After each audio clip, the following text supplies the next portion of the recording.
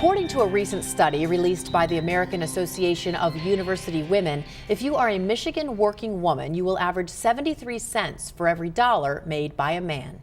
Hello and thanks for joining us. I'm Laurel Hess and this is Comcast Newsmakers. Joining me now is the immediate past president and event chair for pay equity for the National Council of Jewish Women, Greater Detroit section, Irma Glazer. Thank you so much for joining us today. Thank you, Laurel. Your organization has always been on the forefront of social change, especially when it comes to women's rights, and certainly when it comes to pay equity, you're still right there out in the forefront. 50 years now have gone by since John F. Kennedy signed civil rights legislation that should have made men and women equal when it comes to pay, but we're not there yet. Correct. And 50 years has seen a change, and it has been for the better, but it's slowed down for the last 10 or 15 or 20 years. And women are still behind, even though they're becoming more and more in the forefront of being the breadwinners for the family, or certainly offering a great amount of support to a family. Childcare is an issue because if you're not making enough money, you can't afford the childcare. It's not worth it for you to be working.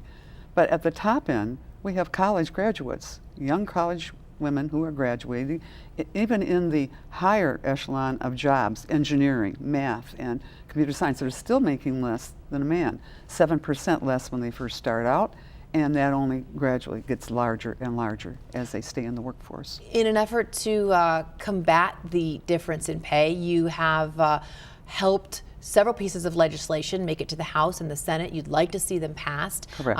Right now, sort of sitting there with no action. What exactly is the legislation, and why have some folks in Lansing apparently been reluctant to move on it? Well, I think that there's still some of the prejudice about how women should be in the home, and that the man should be the principal and main wage earner. That's probably part of it. But the fact is, as I mentioned before, women are more and more the key breadwinners.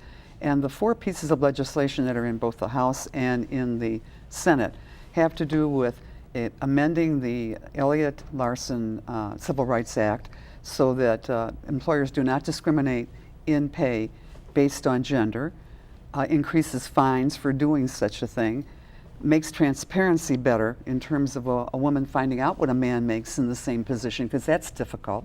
And then setting up a commission, that'd be the fourth thing. A commission that would do the help and the technical assistance to get those bills passed. Now, luckily, we do have some people who are listening better in the legislature on both sides of the aisle. This is a positive thing. We have to get the message out more, because these legislators have daughters and granddaughters who are going to be exposed to the same problem. So they are sympathetic, and that's a good sign.